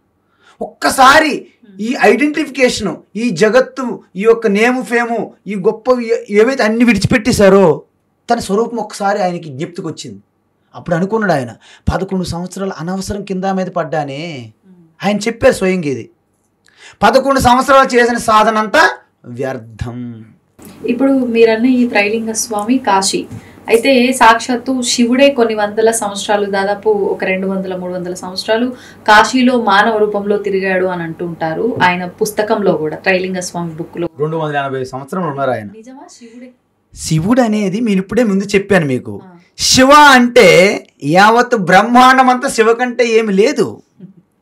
శివుని ఆజ్ఞ లేనిది మరి శివుని ఆజ్ఞ లేని చేయమైన కుట్టదు అంటే అర్థం ఏంటంటే బ్రహ్మాండం అంతా వ్యాపించి ఉండాలి కదా. బ్రహ్మాండం అంతా వ్యాపించి ఉన్న శివుడు ఒక్క మనిషిగా తిరిగాడంటే ఇదేమైనా మనకు మళ్ళీ విరుద్ధం అనిపించట్లేదా? మీలోన శివుడు కలుడు ఏదో పాటలు ఉంటాయి కదా. అంటే దాని అర్థం ఏంటంటే శివ వ్యక్తి కాదు, ఒక శక్తి. ఆ శక్తి ప్రకటన అవ్వాలంటే వ్యక్తి కావాలి. కరెంటు బల్బు కాదు, కరెంటు ఫ్యాన్ కాదు. మరి కరెంట్ ఏంటి? కరెంటు సమక్షంలో బల్బు వెలుగుతుంది, కరెంటు సమక్షంలోనే ఫ్యాను తిరుగుతుంది. కానీ కరెంటుకి సొంతగా ఎటువంటి రూపము లేదు. శివ సమక్షములోనే మీరు తల ఇలా ఊపుతున్నారు, శివ సమక్షములోనే చూస్తున్నారు, శివ సమక్షములోనే మీ శరీరం నిలబడి ఉన్నది. కాబట్టి శివకి రూపము మరి మీరే చెప్తున్నారు, మళ్ళీ ఏం తిరుగుతున్నాడు అంటారు. మళ్ళీ విరుద్ధం అనిపించట్లేదా మీ మాటలు మీకు? దాని అర్థం ఏంటంటే ఈ ప్రకృతిని సమష్టి ప్రకృతిగా మీరు ఎప్పుడైతే కలపగలుగుతారో, నేను ముందే చెప్పాను, ఈ బయట ఉన్న ప్రకృతి 3 గుణాలే. ఈ 5 పంచభూతాలు కూడా 3 గుణాల నుంచి వచ్చాయి. బయట 5 పంచభూతాలు ఉన్నాయి, ఇది కూడా పంచభూతాలే. ఆ పంచభూతాల వెనక 3 గుణాలు, ఈ పంచభూతాల వెనక 3 గుణాలు. ఈ 3 గుణాలను ఇవి కూడా నాతోనే, నా సమక్షంలోనే వెలుగుతున్నాయి అనే భావనతో అది ఒక్కసారిగా రాదు. అభ్యాసం కూసు విద్య. మీకు విషయం చెప్పనా, ఈ సృష్టిలో ఇది చాలా కష్టం అండి అంటుంటారు కొంతమంది. నేను ఒక మాట అంట, కష్టం అంటూ సృష్టిలో లేదు. It is very difficult and Swamiji do you know it is very difficult. There is no difficult. అసలు డిఫికల్ట్ అనేది సృష్టిలో లేదంట. మరి ఏమున్నది? Just learning to mastery is a process. మన స్కూల్లో ఫస్ట్ జాయిన్ అయినంటే పిల్లవాడు భయపడతాడు, స్కూల్కి వెళ్ళడం ముర్రో అంటాడు, అవునా? అది పాస్ అయిపోయి 10th క్లాస్ వెళ్ళిన తర్వాత మళ్ళీ 2వ తరగతికి వెళ్ళేది భయపడతాడా? ఎందుకు? మాస్టర్ అయిపోయాడు అనమాట. అంటే there is no difficulty, there is no easy. మరి ఏమున్నది? Just process of learning to master. మీరు లెర్నింగ్లో ఉండేటప్పుడు మీరు డిఫికల్ట్ అనుకుంటున్నారు, మీరు మాస్టర్ అయినప్పుడు మీకు ఈజీ అయిపోతుంది. ఇప్పుడు చెప్పండి, డ్రైవింగ్ నేర్చుకునేటప్పుడు మనకు డ్రైవింగ్ రాదు, కార్ డ్రైవింగ్ చేస్తే మనకు చేతులు వణుకుతుంటాయి. మీరు ఆల్రెడీ డ్రైవింగ్లో బాగా నేర్చుకొని అసలు సందుల్లో గొంతుల్లో తిప్పేస్తున్నారు అనుకోండి, ఓల్డ్ సిటీలో కూడా, మీరు డ్రైవింగ్ భయపడతారా? కారు ఎప్పుడు టైం జరుగుతుందో లాగేస్తాను అనిపిస్తుందా లేదా? అంటే ఏమైంది మీ భయం? ఏమైంది మీ డిఫికల్టీ? అభ్యాసం, అవునా? అంటే మనకి మనస్సు దేనిపైన ఇది గొప్పది అనే ఒక ఇంట్రెస్ట్ ఎప్పుడైతే మీకు క్రియేట్ అవుతుందో మనసు ఇలా అక్కడ కూర్చుంటుంది, దాన్ని లాగేస్తుంది, మనసు అదే అయిపోతుంది. అందువలన చిన్న పిల్లలకి చదువు మీద ఇంట్రెస్ట్ ఉండదు, ఆటల మీద ఇంట్రెస్ట్ ఉంటుంది. ఎందుకు? మనస్సు ఆటల మీద గొప్ప ప్రయోజనాన్ని గుర్తిస్తుంది అనమాట. అదే మనసుకి చదువు మీద మీరు ఇంట్రెస్ట్ చూపించినట్లయితే బాగా చదివేస్తారు అన్నమాట, పిల్లలు నంబర్ 1 అయిపోతారు అనమాట. అందువలన మనస్సుకి మనం నేర్పించాలి. అందుకే మానస బోధ కావాలి మనకి. కష్టం లేదు. మీరు అన్నారు అప్పుడు యోగులు, సన్యాసులు, సాధువులు వాళ్ళేవి చేయగలరు కానీ సమాజంలో ఉన్నవాళ్ళు ఎక్కడ చేయగలరు అంటే, భగవద్గీత సమాజంలో ఉన్నవాళ్ళకి చెప్పింది, సన్యాసులకు మహాత్ములకు కాదు. సమాజంలో ఉంటూ మీ కర్తవ్య కర్మలు చేసుకుంటూ ఆ ఆత్మజ్ఞానాన్ని తెలుసుకుంటూ ఆత్మానుభూతి చెందాలనే భగవద్గీత వచ్చింది. అదే నేను మీకు భగవద్గీత బుక్ నేను ఈవేళ తీసుకురావడానికి కారణం ఏంటంటే, నేను దీన్ని రాశాను. ఏంటి? భగవద్గీతను నేను రాయలేదు, ఆ శ్లోకాలకి తాత్పర్యం ఏదైతే ఉందో అత్యంత సులభంగా స్పష్టంగా, శ్లోకం చదవడం కూడా చాలా తేలిగ్గా ఉండేటట్లు 4 పాదములుగా విడదీసి వాటికి వేరు వేరు కలర్స్తో పెద్ద పెద్ద ఫాంట్ సైజు పెద్దగా చేసి, ఆ యొక్క తాత్పర్యం కూడా ఉపనిషత్తుల్లో చెప్పిన తాత్పర్యం డైరెక్ట్గా అర్థమయ్యే రీతిలో, అంటే మన న్యూస్ పేపర్ అలాంటి లాంగ్వేజ్లో రాసి, కొన్ని శ్లోకాలకి బొమ్మలు కూడా, ఫొటోస్ కూడా యాడ్ చేసి ఈ బుక్ రాయడం జరిగింది. అతి తొందరలోనే దీన్ని విడుదల చేయబోతున్నాం. అందువలన భగవద్గీత కేవలం సన్యాసులకి, యోగులకని కాదు, ప్రతి వ్యక్తికి, అంటే ఈ భూమండలం మీద ఉన్న ప్రతి మనిషికి భగవద్గీత ఒక మార్గదర్శి. ఎలాగైతే ఒక ఇన్స్ట్రుమెంట్ ఎలా పని చేయాలంటే ఒక మాన్యువల్ ఎలా ఉంటుందో, మనిషి తన జీవిస్తూనే మానవత్వం నుండి దైవత్వంలోకి ఎలా మార్చుకోవాలి అనే ఒక కంప్లీట్ మాన్యువలే భగవద్గీత. కాబట్టి ఒక్కసారి గనక భగవద్గీత గనక మీరు తెలుసుకుంటే, చదివితే, అధ్యయనం చేస్తే, ఇక మీ పురాణాలు, వేదములు, ఉపనిషత్తులు అన్నిటి సారాంశం కూడా భగవద్గీత దగ్గర వచ్చేస్తుంది. అందువలన పురాణాలు ఏం చెప్తాయి? 3 రకాలు చెప్తాయి. ఫస్ట్ శరీరంతో చేసే తపస్సు చెప్తాయి, వ్రతాలు, ఉపవాసాలు, పూజలు అన్నీ చెప్తాయి. తర్వాత 2వ స్టెప్ ఏం చెప్తే పురాణాలు అంటే పారాయణము, జపము అని వాక్ ద్వారా తపస్సు. 3వ స్టెప్ ఏం చెప్తుందంటే నీ మనసు ద్వారా చింతన కూడా చెయ్యాలి, మనసు ద్వారా చింతన చెయ్యాలి. ఈ 3 చేసిన తర్వాత మీరు ఫిట్ అవుతారనమాట. అంటే క్వాలిఫైడ్ పర్సన్. క్వాలిఫైడ్ అయినప్పుడు అప్పుడు భగవద్గీత లాంటిది తీసుకుంటే నా స్వరూపం అలాగ భగవద్గీతలో కనిపిస్తుంది. అందువలన శ్రీకృష్ణ పరమాత్మ అంటున్నాం కదా, శ్రీకృష్ణ పరమాత్మ వేరు, భగవద్గీత వేరు కాదు. కృష్ణే గీతగా మారిపోయారు. ఆ గీతను మీరు ఎప్పుడైతే అధ్యయనం చేస్తారో ఆ గీత మరి బయట ఉండదు, మిమ్ములుగా మారిపోతుంది గీత. మీరు గీతగా మారిపోతారు. కృష్ణ గీతగా మారారు, గీత అధ్యయనం చేసి మీరు కూడా గీతగా మారారు. ఇప్పుడు గీత ఎక్కడున్నారు, మీరు ఎక్కడున్నారు? మీరు, గీత, కృష్ణ అంతా ఒక్కటైపోతుంది అన్నమాట. అంతా ఒకటైనప్పుడు ప్రత్యేకించి భగవంతుణ్ణి మళ్ళీ ఆరాధించడము ఇవన్నీ అవసరం లేదని మీరు చెప్తున్నారు. ఆరాధించడం అవసరం లేదని కాదు, ఈ శరీరం ఉన్నంత వరకు ఈ అభ్యాసం ద్వారా జరుగుతుంది తప్ప అది చేసినా మీరు పొందేదేం లేదు, చెయ్యిపోయినా పోగొట్టుకునేది ఏమి మిగలదని చెప్తున్నాం. ఇప్పుడు చిన్నప్పుడు మనము ఎక్కాలు టేబుల్స్ ఉంటాయి, రోజు రాసేవాడిని నేను చిన్నప్పుడు. మీరు ఇంటర్మీడియట్ డిగ్రీకి వెళ్ళిపోయిన తర్వాత ఆ ఎక్కములు అప్పుడు మీరు రాసినా మీకు ప్రయోజనం పెద్దగా లేదు, అవి రాయకుండా విడిచిపెట్టిన మీకేమి నష్టము ఉంటుందా? మీ అక్క మర్చిపోయి 9 1 9 9 2 18 అని రాస్తారా? డిగ్రీ పీజీకి వెళ్ళినప్పుడు రాయకపోతే ఏమైనా కోల్పోతారా? రాయకపోతే కోల్పోం, కానీ నేర్చుకోకపోతే ఇబ్బంది పడతాం కదా. నో, మీరు ఆల్రెడీ చిన్నప్పుడు చదివేశారు కదా, 2 3 4 అన్ని చదివి డిగ్రీకి వెళ్ళారు కదా, డిగ్రీలో కూడా మళ్ళీ ఎక్కాలు టేబుల్స్ రాసుకుంటారా?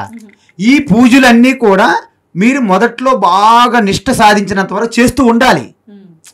ఎప్పుడైతే మీరు హయ్యెస్ట్ లెవెల్ అంటే తత్వాన్ని అధ్యయనం చేసే ఆ శ్రవణము అంటే కేవలం తత్వచింతన, వినడము చెప్పడము, తర్వాత డౌట్స్ ఏమైనా సంశయాలు ఉంటే తీర్చుకోవడం, మీరు కూర్చున్నట్టు 5 నిమిషాలు టైం దొరికితే చాలు ఇంకా అన్నిటిని జార విడిచి మీ స్వరూపంలో నిలిచి ఉండడం, అది మీకు అలవాటు అయిపోతుంది, సహజమైపోతుంది. మీకు ఒక విషయం చెప్తాను, చిన్న టిక్ అనమాట, చిన్న టెక్నిక్ అంట, టిప్పు చిన్న టిప్పు టెక్నిక్ ఏదైనా అనుకోండి. జస్ట్ శ్వాస తీసుకుంటాం కదా, పూర్తిగా శ్వాస లాగండి లోపలికి, విడిచిపెట్టేటప్పుడు జస్ట్ ఓం అనే భావన చెయ్యండి. బయటకు అనక్కర్లేదు, మళ్ళీ అందరూ వింటారు ఈవిడేంటి మారిపోయింది, మళ్ళీ డౌట్ అని మిమ్మల్ని తీసుకెళ్ళిపోతారు ఎక్కడికి హాస్పిటల్కి. చాలా ప్రాబ్లం అనమాట ఇదంతా సమాజంతోనే. కాబట్టి మీ లోపల మీరే విడిచిపెట్టేటప్పుడు ఓం అనే భావన చెయ్యండి. ఇది 24 గంటలు శ్వాస జరుగుతుంది కదా. ఎవరికైనా సరే శ్వాస ఆపేసి ఎవరైనా పడుకుంటున్నారా? అంటే శ్వాస తీసుకొని విడిచిపెట్టేటప్పుడు ఓంకారం ఫీల్ అయితే అది హయ్యెస్ట్ ధ్యానం అయిపోతుంది. దానివల్ల మీరు డైరెక్ట్గా డివైన్ పవర్ కనెక్ట్ అయిపోతారు అనమాట. ఇక మీరు ఈ కార్తీక మాసాలు అనేవి నిరంతర కార్తీక మాసంలో ఉంటారు అన్నమాట మీరు. అందువలన మనం ఒక జ్యోతి వెలిగిస్తాం కదా, ఆ జ్యోతి ఏంటి? జ్యోతి ఏం చేస్తుంది? అజ్ఞానం అనే చీకటి పైన జ్ఞానం అనే జ్యోతి విజయం సాధించడమే దీపావళి. అందువలన ఆ యొక్క జ్ఞాన జ్యోతికి మనం స్వాగతం పలుకుతున్నాం. అదేవిధంగా కార్తీక మాసములో 1,000,000 దీపోత్సవాలు, 1,00,000 దీపోత్సవాలు ఎన్ని చేసినా, ఎన్ని జ్యోతులైనా కాంతి కాంతి ఒకట అనేకమా? ఒకటే. వెలుతురు ఒకటే కదా, జ్యోతులు అనేకం, కానీ కాంతి ఒక్కటే. అందువలన మనం బయట జ్యోతి వెలిగిస్తూ మనం ఏం ప్రార్థించాలి? బయట వెలుగుతున్న జ్యోతి నా యొక్క లోపల ఉన్న అజ్ఞాన మోహాన్ని తొలగించి ఆత్మజ్యోతిని ప్రకాశించుగాక అని భావన చేసి జ్యోతి వెలిగించాలి. మనమేమనుకుంటాము? జ్యోతి అంటే నిజంగా జ్యోతి అని అనుకోకూడదు. ఈ చైతన్య జ్యోతికే ప్రతిరూపంగా మనం బయట జ్యోతి వెలిగిస్తున్నాము. కార్తీక జ్యోతి బయట వెలిగిస్తున్నాము. ఆ జ్యోతిని చూస్తే మన లోపల ఉన్న చైతన్యం జ్యోతి ప్రకాశించినప్పుడు దాని చుట్టూ ఉన్నటువంటి అజ్ఞాన అంధకార ఈ మోహ భ్రాంతులన్నీ చల్లా చెదురైపోతాయి. అందుకే ఎప్పుడైతే ఇక్కడ ఆత్మజ్యోతి 3వ నేత్రంగా మనం ప్రతిరూపంగా చూసేటప్పుడు అక్కడ మోహము భ్రమలు పోతాయి. అందుకే మన్మథ దగ్ధం అంటే ఏంటి? మన్మథ ఇండికేటెడ్ బై మోహము, భ్రాంతి, అజ్ఞానం. అందుకే దానికి మనం ఏమంటాము? స్టోరీ చెప్తాం. శివుడేమో ధ్యానంలో ఉంటాడు, పార్వతి ఎంత తపస్సు చేసినా ఆయన లేవడు, ఆవిడికేమో కలపాలి, ఇద్దరు కలపకపోతే బిడ్డ రాకపోతే తారకాసురుడు వధ జరగదు. ఏదో స్టోరీ కథ. అప్పుడేమవుతుంది? వీళ్ళకి హెల్ప్ చేయడానికి దేవతలందరూ నానా కష్టాలు పడుతుంటారు. అప్పుడు మన్మధుడికి రతీదేవి పంపిస్తారు. అక్కడ మొత్తం అంత వసంత ఋతుని క్రియేట్ చేస్తారు. అంటే ఇంకిద్దరు కలవాలని. ఆయన సామాన్య ధ్యాని కాదు కదా, గొప్ప మెడిటేషన్లో ఉంటాడు. అప్పుడు ఒక్కసారి మన్మధుడు పూలబాణం వేస్తాడు. అప్పుడు శివుడు అనుకుంటాడు, నాకు అసలు ఎటువంటి చలనం అయ్యే పరిస్థితి లేదు, నన్ను కనీసం డిస్టర్బ్ చేసే శక్తి లేదు. ఎవరు ఇంటి చూస్తాడు? సూసరికి ఎదురుగా మన్మధుడు ఉంటాడు. 3వ కన్ను తెరుస్తాడు, దగ్ధమైపోతుంది. ఇదంతా స్టోరీ. ఎప్పుడైతే నేను చెప్పినట్టు ఈ బయట జ్యోతి మీ ఆత్మజ్యోతిగా మీరు తెలుసుకునేటప్పుడు మనస్సు, బుద్ధి, శరీరం, ఇంద్రియములను కూడా మీ యొక్క ఇన్స్ట్రుమెంట్లుగా మీరు చూడగలుగుతారు. అందువల్ల వాటి వల్ల జరుగుతూ ఉంటాయి. కానీ అయాం అంటే నేను అనే ఒక్కదాన్ని పట్టుకోండి. అయాం, మిగతా జారిపోతాయి. అంటే ఇవన్నీ ఆలోచనలన్నీ జారిపోయి ఒకే ఆలోచన మిగిలి ఉంది. ఏంటది? శివోహం, నేను శివ అని ఉన్నది. చివరికి నేను శివ అనేది కూడా జారిపోవాలి. ఎందుకు? నేను శివ అనేవారు కూడా మిగలరు అక్కడ, కేవలం శివే ఉంటుంది. శివ అంటే వ్యక్తి కాదని చెప్పాను కదా. సో వ్యక్తే లేడు అక్కడ, ఇంకేమున్నది? అంత ఒక శక్తిగా ఉంది. అది తెలుసుకుంటే అదే ఆత్మజ్యోతి, అదే శివ. అందుకే అంతర్జ్యోతి బహిర్జ్యోతి ప్రత్యగ్జ్యోతి పరాత్పర జ్యోతిర్జ్యోతి స్వయం జ్యోతి ఆత్మజ్యోతి శివోస్మ్యహం. బయట జ్యోతి, లోపల జ్యోతి, అన్నిటికంటే జ్యోతుల్లో కల్లా గొప్ప జ్యోతి అదే స్వయం జ్యోతి. మీరే ముట్టించడానికి ఎవరు ముట్టించిన జ్యోతి కాదు అది, అది స్వయం సెల్ఫ్ షైనింగ్, సెల్ఫ్ ల్యూమినస్. ఆ యొక్క స్వయం జ్యోతి ఏంటి? ఆత్మజ్యోతి. ఆత్మజ్యోతి ఏంటి? శివ. శివ ఎవరు? అహమస్మి, నేనే శివ అని చెప్తారనమాట. అందుకే దాన్ని ఎలా చెప్పారు ఉపనిషత్తుల్లో, వేద మంత్రాల్లో?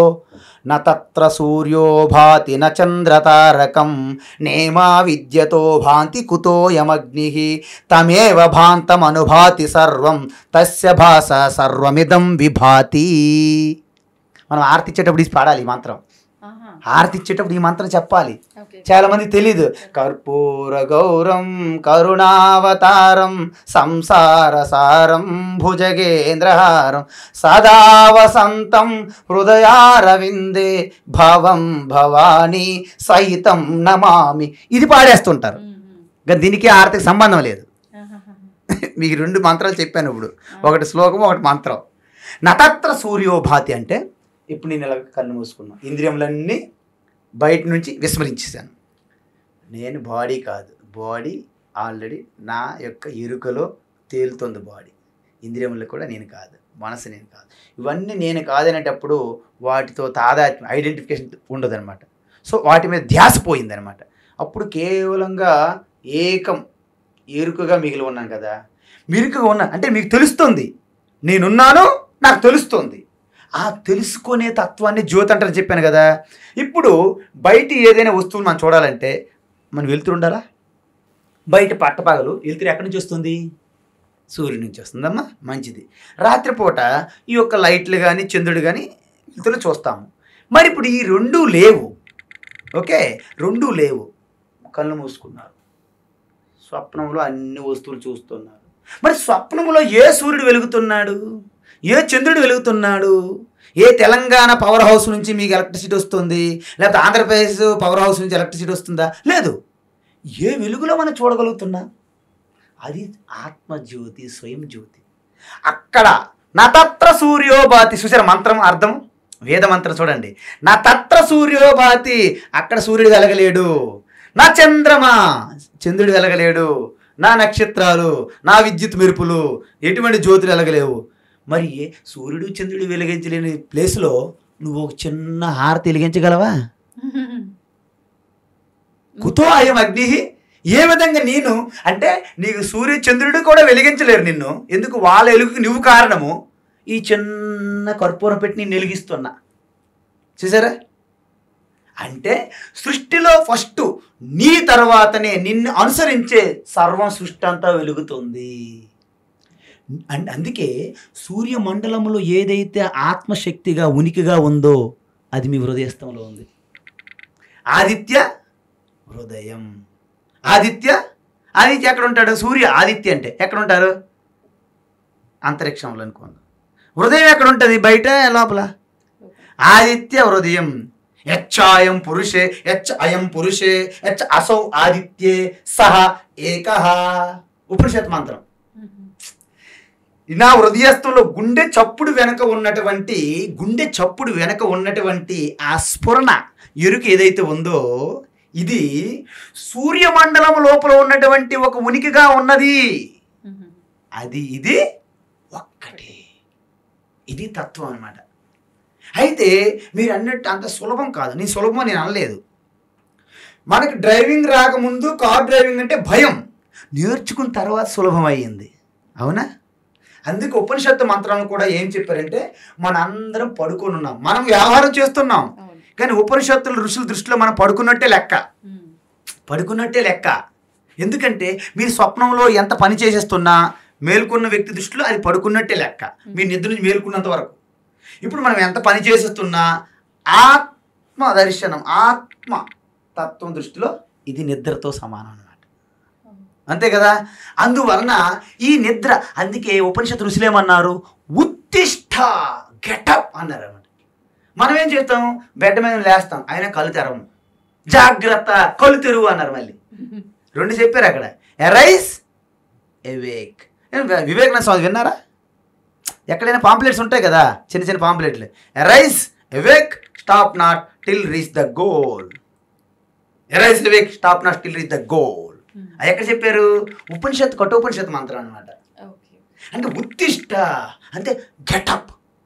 గెటప్ అయినా మన వాళ్ళు చాలా మంది కళ్ళు తెరవరు. కిచెన్ అనుకొని వాష్రూమ్లోకి వెళ్ళిపోతారు, వాష్రూమ్ అనుకుని కిచెన్లో దూరిపోతారు. ఎందుకు? కళ్ళు తెరవరు కదా, లేవడం అది లేచాం కానీ. అందుకే జాగ్రత్త, ఎవేక్. అయితే మనం ఏం చేస్తున్నాము, వాస్తవానికి చైతన్య స్వరూపం ఎప్పుడైనా పడుకుంటుందా? నిద్ర లేదు కదా. సూర్యునికి పగలు రాత్రులు ఉంటాయా? సూర్యునికి ఉండవమ్మా, మనకుంటాయి. ఇప్పుడు పరమాత్మ, శుద్ధ చైతన్య పరమాత్మ పడుకోవడం ఉంటుందా? మరి మనం ఉదయాన్నే సుప్రభాతాలు ఎవరో పాడుతున్నాము, లేపుతున్నాం. అంటే మనం ఆ భావనలో ఉన్నాం కాబట్టి. నేను అదే చెప్పాను, మన దృష్టిలోనే పగలు రాత్రులు ఉన్నాయి, సూర్యునిలో ఎలగలేవో, మన దృష్టిలోనే పరమాత్మ మనం మేల్కొలుపుతున్నాం, సుప్రభాతాలు పాడుతున్నాము. కానీ అదే పరమాత్మ ఉపనిషత్తులు ఏం చెప్పారు, నాకు మీరు సుప్రభాతాలు పాడకండి, మీకు మీరు సుప్రభాతాలు పాడుకోండి అని ఉపనిషత్తులు చెప్తుంటే మనం ఏం చేస్తున్నాము, రోజుకు ఒక సుప్రభాతం రాస్తున్నాం ఒక్కొక్క దేవత పేరు మీద. అర్థమవుతుంది కదా. కాబట్టి మన సుప్రభాతాలు మనం రాసుకోమని చెప్తుంది ఉపనిషత్తు. పురాణం ఏమంటుందంటే, ముందు నా సుప్రభాతాలు రాయండి, తర్వాత మీరు రాసుకుంటారు కానీ పురాణం చెప్తుంది అనమాట. అంటే పురాణంకి ఉపనిషత్తు తేడా ఏంటమ్మా, స్టెప్ బై స్టెప్ ప్రాసెస్ అనమాట. అందువలన మీరు ఏ స్థితిలో ఉన్నారో ఆ స్థితి విడిచిపెట్టకూడదు. నేల విడిచి సాము చేయరాదు అన్నారు, విన్నారా? నేల విడిచి సాము చేయకూడదు. మీరు ఎక్కడున్నారో అక్కడే ప్రారంభించాలి. మిమ్మల్ని ఒక్కసారి అమ్మ మీరు పూజ చేస్తున్నారు, చాలా శ్రద్ధ భక్తి, పూజలు వేస్ట్ అని అనుకోండి, ఆ పూజలు చెయ్యరు. ఇటు మెడిటేషన్ తత్వం అర్థం కాదు, రెండింటికి చెడ్డ రేవడిగా మిగిలిపోతారు.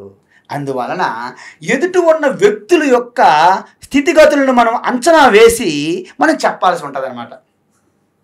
కాబట్టి ఉపనిషత్తులు, ఋషులు, సన్యాసులు, మహాత్ములు చెప్పింది ప్రతి మనిషికి వర్తించదు. ఎందుకు? వాళ్ళ సంసిద్ధత బట్టి వర్తిస్తుంది అనమాట. అందువలన నేను మీ ముందే చెప్పాను, కిండర్ గార్డెన్ స్టూడెంట్ నుంచి ఒక పీజీ లెవెల్కి వెళ్ళేటప్పుడు అనేక స్టేజ్లు ఎలాగైతే ఉంటాయో, మీ స్వరూపతత్వం తెలుసుకోవడానికి కూడా అనేక స్టేజ్లు ఉన్నాయన్నమాట. అందుకే ముందుగా మనకు సులభంగా ప్రతి ఒక్కరు చేయదగింది ఏంటంటే పూజ.